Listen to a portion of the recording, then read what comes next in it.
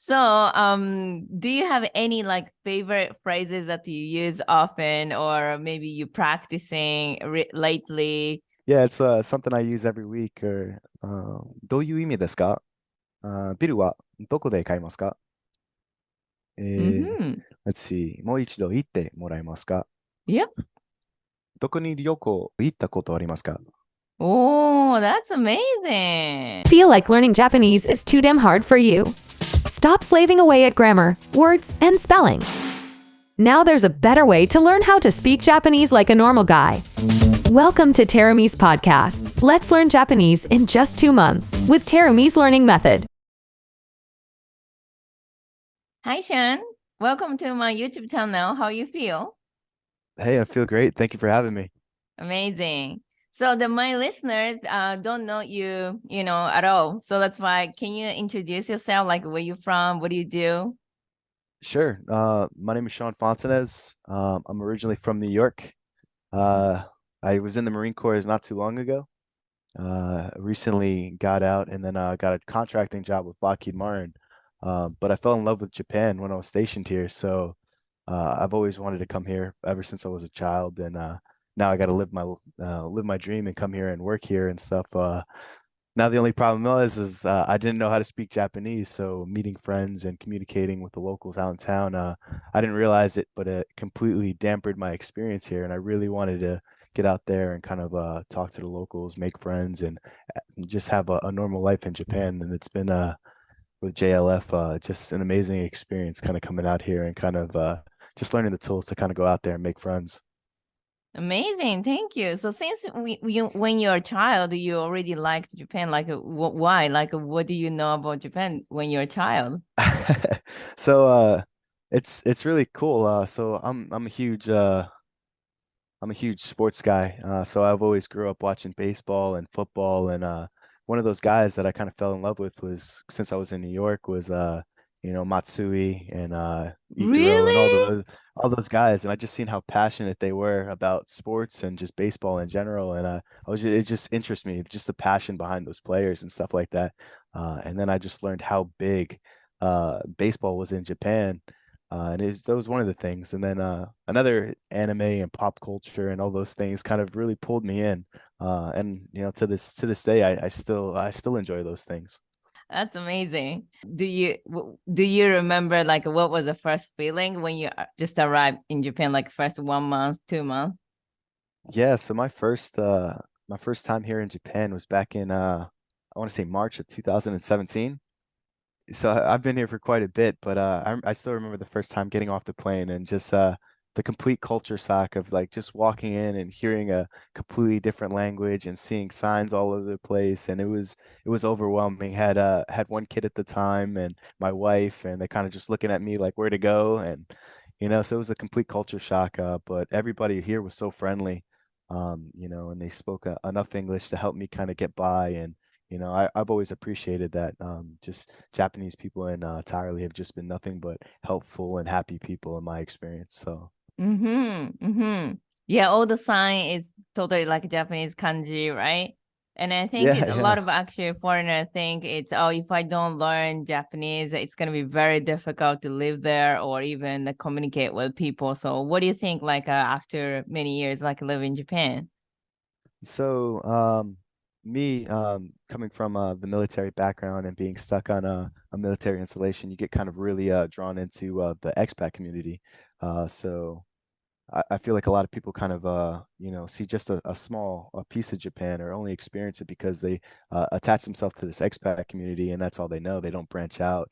Um, but I wanted something different. I knew Japan had so much more to offer, and that's why I kind of wanted to get out there and learn the language and interact with people and just and see like the little nuances of Japan that the expat community doesn't really know about. Mm-hmm, mm-hmm. Amazing. And so you start learning Japanese with us, but it's before joining our Japan language factory, like what you have done for learning Japanese. Maybe you have studied in the States too because you liked anime. So can you tell me your study experience? Yeah, so when I was in the States and kid, I was a terrible student. So like just learning has just been unless it's something I've been extremely interested in and I feel like my attention span was just never quite there.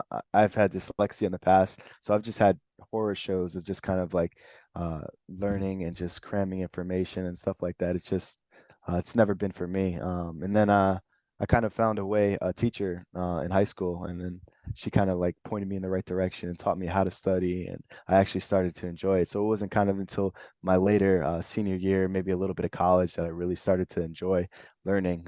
But by then I was already working and trying to learn how to kind of be an adult in life. So I kind of pushed myself away and focused on my job and things like that, and kind of got away from the things that I really, really wanted to do for myself. So learning Japanese has been a breath of fresh air because this is the stuff that I've always wanted to do, but now I'm actually doing it. I've tried Duolingo in the past and other things, and I feel like I learn it for a while. I get bored and kind of go away because it's just you're pretty much talking to yourself. You don't have anybody to communicate or get any feedback from, so you don't know if it's really, really sinking in until you go out there and actually try to use it. Yeah, I understand. So you have done some Duolingo, but also kind of you had experience in learning something. It was like a kind of hard for like spelling, like you mentioned you had a dyslexia. And so those actually kind of experiences stopping you to learn this one of the most difficult language, Japanese, right? Yeah, it was kind of terrifying at first. It felt like I would never learn the language, or it was just so difficult and well above me and stuff like that, and why try kind of thing. And then I met a couple of friends out in town that were just a bunch of really, really cool people. But I felt like I would have a deeper connection with those guys if I actually kind of knew the language and stuff like that. So Mm-hmm. So you actually joining our Japan language factory, we said that you don't need to do any spelling. You don't need to even do the writing. You don't need to actually learn the alphabet. You can just speak today. So it was a very different approach. So what was this experience? And now you're actually joining almost 3-4 months. How was that yeah, experience? yeah, it's been great. I mean, I credit my experience, my awesome experiences to Aison. I mean, she's just been an amazing teacher for me. She's extremely patient, which I appreciate the most. There'll be times where I feel like I'm kind of regressing, or I'm not progressing as fast as I want to. And she's just been nothing but encouraging and kind of putting me in a positive mindset where I want to come back and I'm excited for the next week, and makes me want to study to kind of like show to her that all the effort she's putting into me, that I can kind of push back and show her that, hey, I'm moving forward.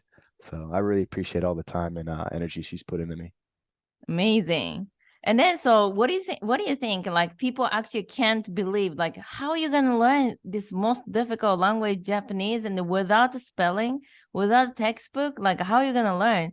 So, can you like actually tell through your actual experience, like, what is the differences between like actual like study with a textbook, like compared to this our learning structure?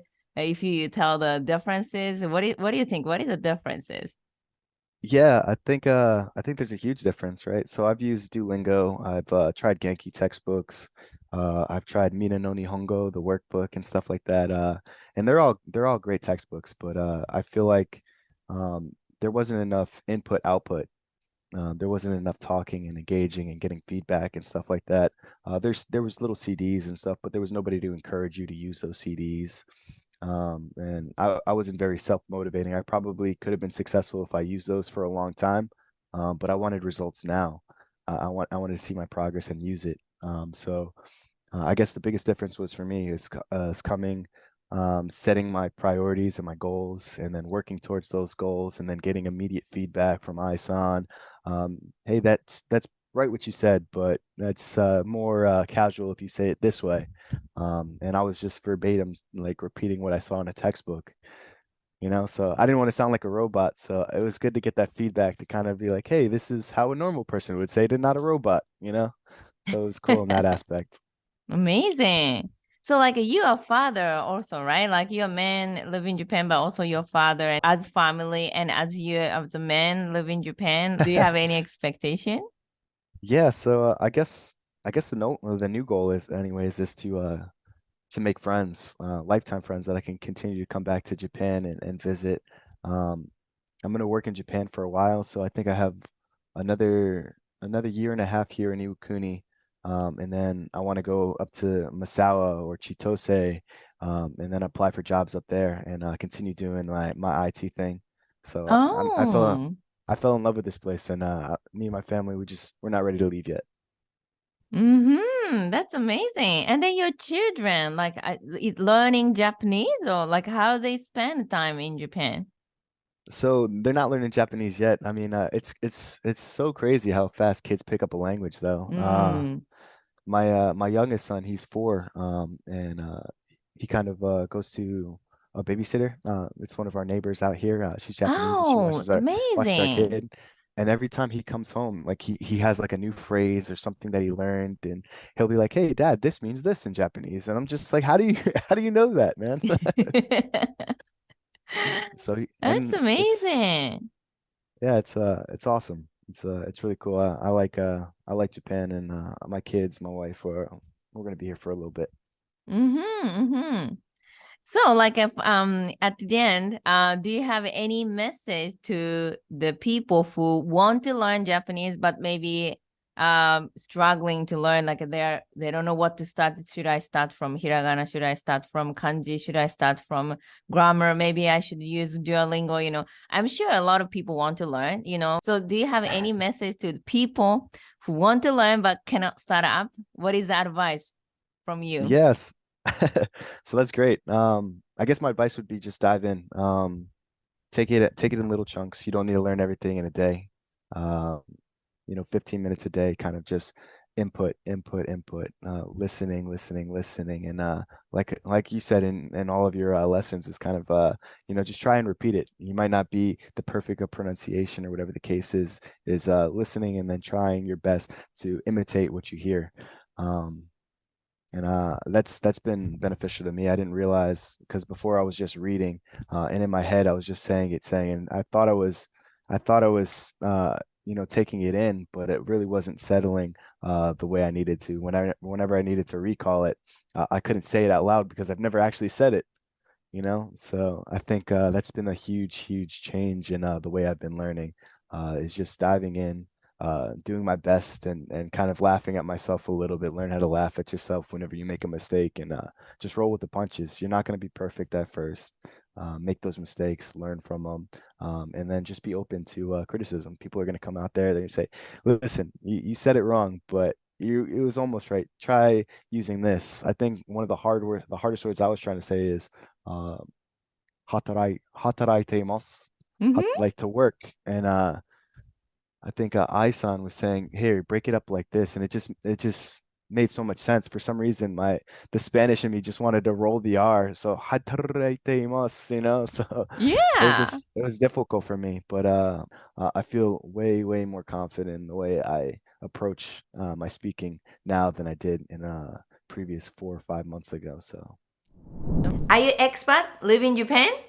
You started living in Japan, you were super excited to communicate with locals. You can enjoy traveling, meeting people. And now you start using this textbook and you feel like, wow, that's so many. Elementary school textbook, another elementary school textbook, and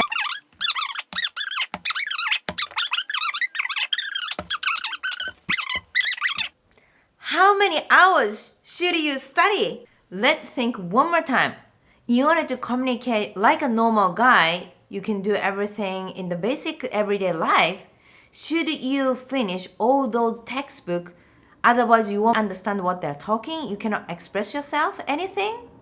First of all, there are always two ways to learn languages. One is documentational language, the other one is conversational language. It's like, once upon a time, grandmother and grandfather are living somewhere. Or, hey, what's up? How's it going? Which is conversational. What is the most effective way to learn how to speak Japanese? Textbooks can't talk to you, so you cannot improve your listening skill and pronunciation, how to communicate. So why Japanese children can speak Japanese so quickly? Because they are learning conversational Japanese. The good news is In Japan Language Factory, we have a specific learning structure to improve your conversational Japanese. So you can join the conversation, you can understand what they're talking, you can respond quickly, and express what you are thinking. If you want to be able to speak Japanese as soon as possible, join our free consultation to figure out what is the fastest way to start speaking Japanese.